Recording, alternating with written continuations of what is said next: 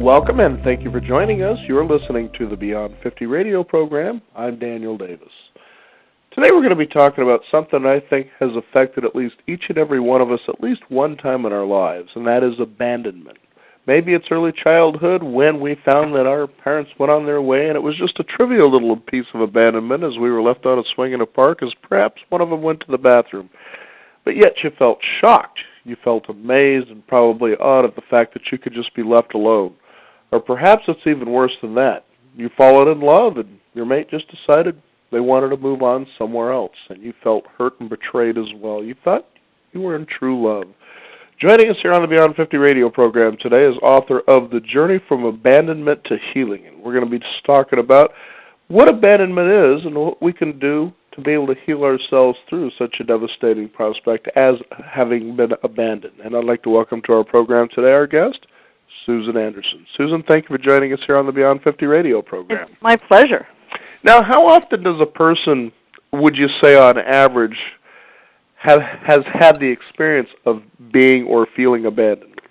Well, you know, the abandonment is a primal thing. It's really the primal wound. So any experience can cause your abandonment nerve to jangle, but you're not always so conscious of it. You know, if you feel slighted by a friend or you don't get the hello that you were expecting, that nerve can just kind of jangle a little bit. But when you go through losing a relationship or maybe getting fired or suddenly your children are angry with you or something of that sort, you can really feel that nerve, that raw nerve really pulls. Mm-hmm. I know I was doing a program not too long ago as we were talking about how our mind works and thinks and basically operates. And one of the things that the guest was talking about is that the mind is made, or the brain is made for survival. And you can see how abandonment plays into that really big time, because that's the whole thing we try to do in abandonment, is just to survive that crushing blow of what that feels like.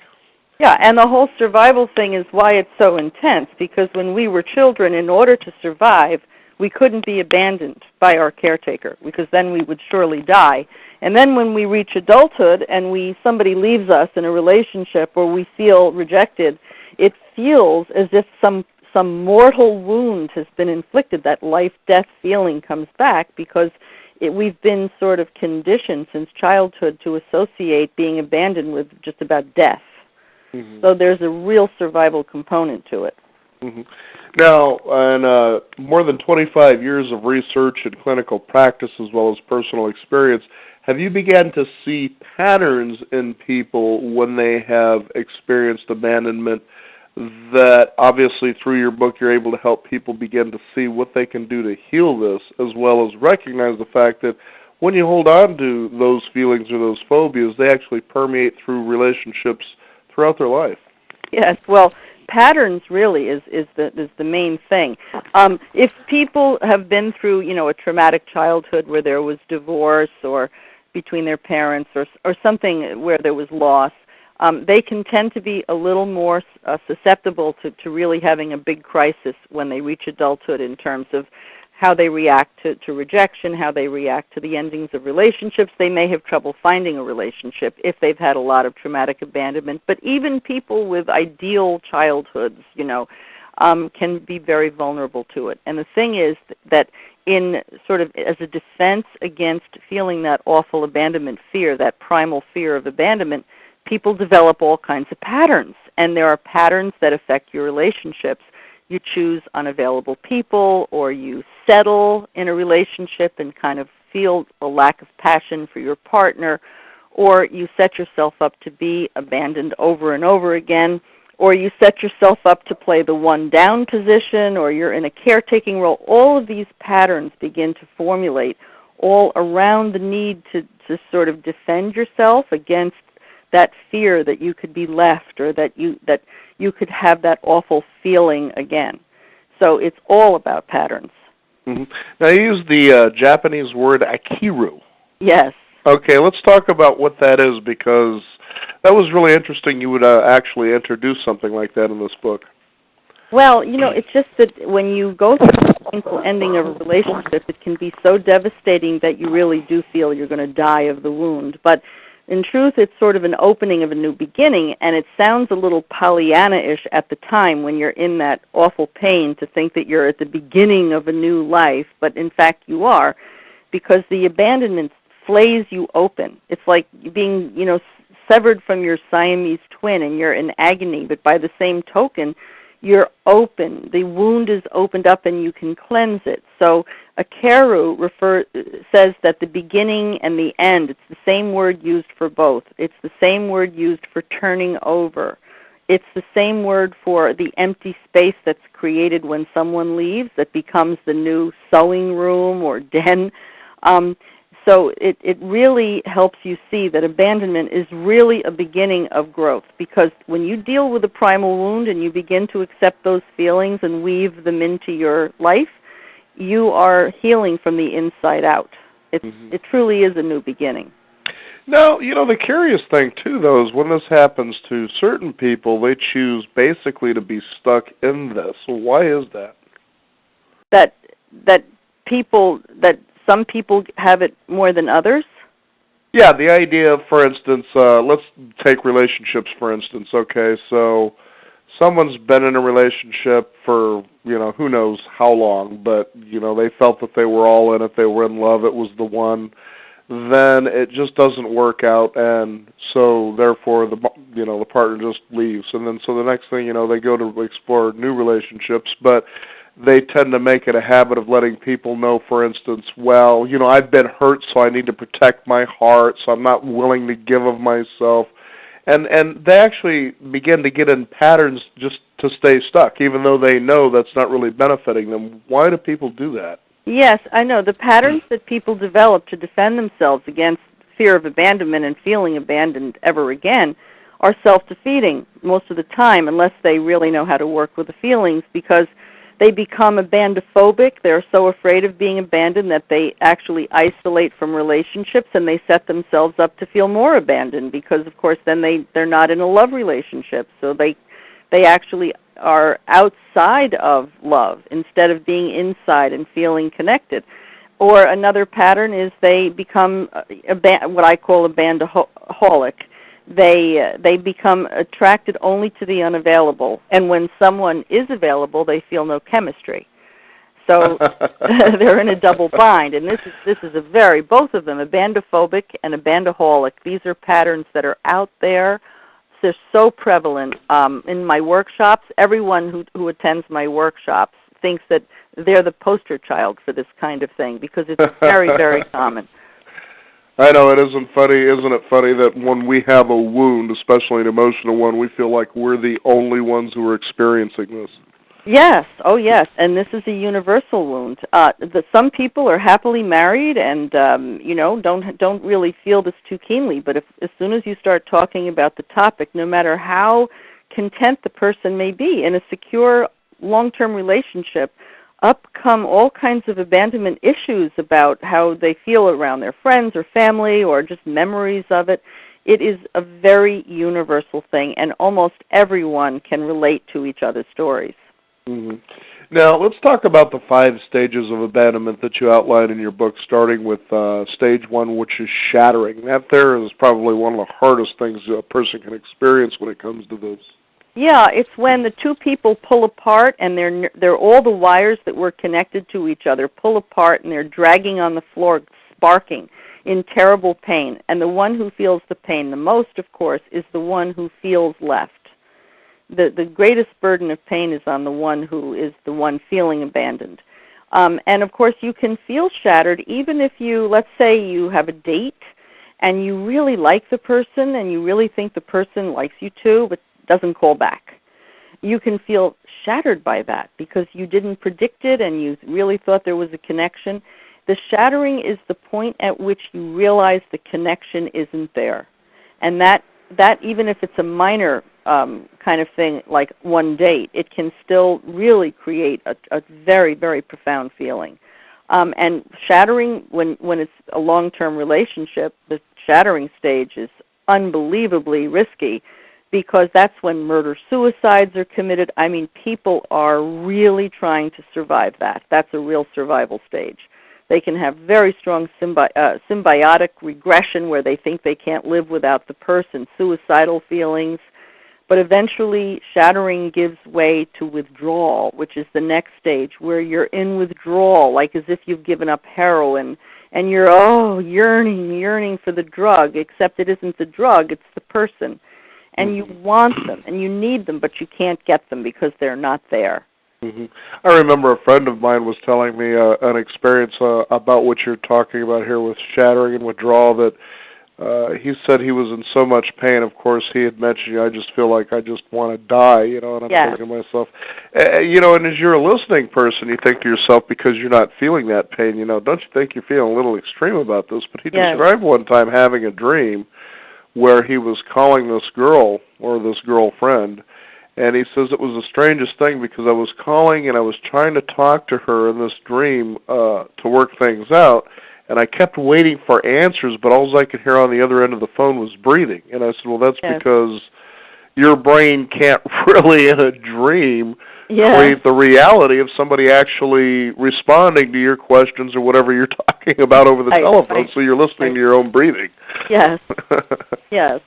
Well, it is very hard for someone who's not in an acute crisis of abandonment, where they're not going through a rejection, to even fathom how painful it is for the person going through it. And the person going through abandonment wears out their friends because it's an obsessive thing. You want to talk about your ex ad infinitum, ad nauseum. And so you need like 7 friends because you keep wearing them out. Each one in turn, you need a new friend with new ears to listen to the constant obsession. I mean, it's a really tough process, and it wrings you out. It's a biological, emotional process. Your whole body goes through a change because, all the stress hormones. It's just a truly difficult time.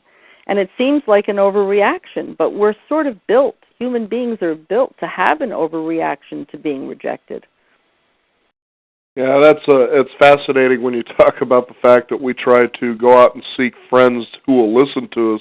Yes. And really, it isn't so much that we want to be heard, but we want to hear them say, oh, don't worry, he or she's coming back. They really want you. Don't worry, everything will be okay. Yes. And of course, when they tell us that it'll be okay and let go and move forward, we want to kill them.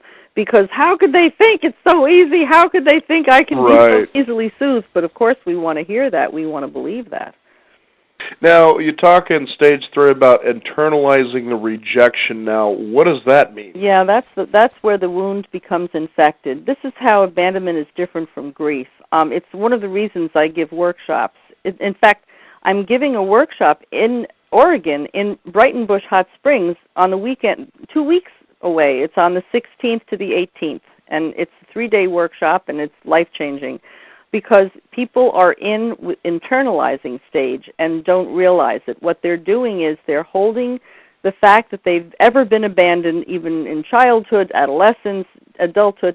They're taking out those feelings against themselves and in the form of lower self-esteem, because the abandonment wound can cause an infection inside the psyche, and that infection can really fester and can erode your sense of self and your self-esteem. And so people are the walking wounded, walking around with sort of these infected abandonment wounds that are eroding their sense of self, their self-esteem, because they have internalized the rejection. They've said it must be that I'm not important enough, or I don't have the capacity to compel love, I'm not lovable enough, I can't compel someone to love me long enough, and I'm weak, I have no power, no love power, no personal power, and they take it out against themselves and imagine themselves to be lacking. And that is demoralizing and very hurtful to your self-esteem. Susan, I was just thinking as you were describing all that, do you think abandonment and the healing of abandonment is a seemingly longer, more difficult road these days than, say, it had been 100 years ago for people? I think that we do have a rougher time with it because so much of what we do in life is optional instead of survival related. Mm-hmm. In the past, we didn't have much of a choice if we were searching for food bands of people crossing the savannah, searching to not starve to death. And we lived in groups where we had each other for support. Today we live in much more isolated situations, and we also have less of a survival necessity for the things that we do all day. We might be very busy, but we're not necessarily caught up in the act of merely surviving to find a food source or to put shelter over our heads. So we're in a situation where these feelings, these thoughts, this rumination about oneself and one's worth becomes more of an issue. And of course, we were in an age of romantic choice of mate selection, where in order to have a mate, you have to attract them and keep them attracted, keep them loving you. That's a lot of pressure on a human being. And before, we had arranged marriages, and unions were formed for the sake of survival. Two people pitched their lives together to survive and to procreate. Today, we have to love someone and be loved forever, to keep our mate. We're very different times, and yes, it's much harder today. I wondered that because you were talking about comparisons, and I thought, this day and age, a lot of our media messages, if you will, are based just on that, showing you something that you may not have, and how you would be fulfilled by that, versus, 100 years ago, they were around, but it was mostly through newspaper, maybe some radio at the most, but now with television and movies, and just the onslaught. You open your web page on Yahoo News, and it's this celebrity loves dressing this way, and so you get all those messages hammered at you, and then you actually have to get out there in life, and then you really experience these things, and so that not good enough seems to just arise like crazy. Oh, it is true. What you're saying is so very true. We are such a consumer society, and there's such perfectionism and high ideals about how a person looks or what kind of career or money point they're supposed to have thrown in our faces through the media constantly. And this complicates the picture tremendously. A lot of people are caught up in patterns. I have many, many people in my workshops and my clients who say they have this thing of looking to trade up. They have bigger is better syndrome, and they don't want it. They want to be able to meet someone, accept where the person is at, settle down with that person, and build a life. But no sooner do they think that they have found someone they can love than this sort of errant, this nemesis in their brain, which I call the outer child, is looking to trade up, and they wind up, becoming attracted to another person who maybe makes more money, or is, if it's, if men, usually women are looking for men to make more money or be more successful, or men are looking for someone even more beautiful. I'm being very stereotypic at this point, and which probably isn't fair to most of your listeners. But I'm purposely being stereotypic to show that these things kind of follow trends. And it's all part of our consumer society, this bigger is better and looking to trade up that interferes with so many would-be long-term beautiful relationships. Fascinating. I know that Stage 4 reminds me of a documentary that I was watching about the USS Nimitz and the crew of the aircraft carrier USS Nimitz, and one of the characters, a young Marine, had told the story of how at the age of 3, he was abandoned at a carnival by his parents. And he says it was amazing what you can remember at the age of 3 like that. Now, Stage 4 kind of likens me to remember that he was stuck probably in this stage in some ways because also he has a pregnant wife waiting at home. And the Stage 4 that you talk about in your book is rage. And he had this rage in him that says if he ever seen his parents again, he'd probably kill them or something bad was going to happen. But at the same time, he was rationalizing or trying to balance the fact that he's about to become a new dad, and he was so afraid that he would be, not so good of a father like his own father and mother were to him. Yeah. Well, that abandonment rage, that he poses a very good example. If you have an early traumatic abandonment like that, there's such a thing as abandonment rage, which is the Stage 4. And that rage can get incorporated into your psyche, and you have a lifelong issue with rage. And one way it can come out is that you overreact in relationships, and you wind up sort of breaking the dish, meaning the relationship, because you scare someone. The other way it gets acted out is that you underreact. You're afraid of being so emotional, so you kind of underreact and you don't assert yourself and you don't express your anger appropriately. And you get depressed and you get this sort of agitated, angry depression, but you're depressed so you don't have a lot of energy, so the rage just kind of stagnates and it becomes this difficult thing. Rage can also be channeled into a very healthy thing. People with rage have to learn how to channel it. And in that fourth stage of abandonment, when you've finished, you cycle through these stages, they overlap. You're going through many of them over and over again. They're cycling through, overlapping sometimes 2 or 3 or 4 stages all at the same time. But when you're in that rage stage, you're very agitated, and it's very easy to upset you. But you also have the energy of the rage that can actually be channeled into doing constructive things to change your life. That's where all your good energy is going to come from that rage. What I was really interested in, too, just for our listeners, we're talking about the journey from abandonment to healing. Our guest joining us, Susan Anderson. And that part of your book in Stage 4, you have an outer child inventory. What I was amazed about is that you had 100 of them. Yeah. Now let's talk about that inventory a little bit and how that relates to the rage in the stage of rage, I guess. Well, outer child is born from abandonment rage. Outer child is the part that develops patterns to defend yourself against the fear of abandonment and all of those agitated feelings around, the being abandoned and all the times that you've been abandoned in the past. And outer child is the part that sabotages your life because you've defended yourself, but in the meantime, you've created a worse problem. It's sort of a self-defeating defense mechanism. So outer child is something we all have. It's the self-centered part. It's the pig-headed part. It's the part that acts out in patterns. It's the part that breaks your diet. It's the part that's attracted to all the wrong people. It's the part that if you decide that you're only going to have 2 glasses of wine, it will have a third one when you're not looking, and now you've had 1 too many. It's the part that says, I think I'll drive home because I really am capable of driving. Mm-hmm. It's the part that talks about your friends behind their backs, but hates it when your friends talk about you behind your back. It's the part that's very critical and judgmental of other people in order not to look at your own stuff. It's that sabotaging, character disordered nemesis that we all have that kind of sabotages our life and holds us back from becoming our higher selves. Now, what's interesting about the final stage, which is lifting, is that eventually, hopefully, most, if not all of us, experience the fact that you can heal through this.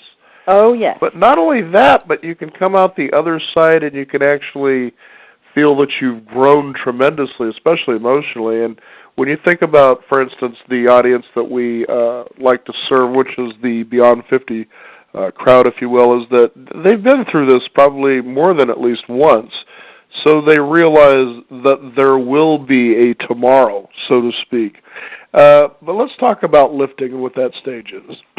Well, lifting it is true that people do lift out of the abandonment. It doesn't feel it at the time. It's a hopeless feeling, but everyone does come out of it. And the thing with lifting is if you know how to deal with the feelings, you lift out of the abandonment in better shape than you were when you entered into the problem. You're stronger, you're more emotionally accessible, you have more of a Velcro surface on your heart that connects more deeply to other people.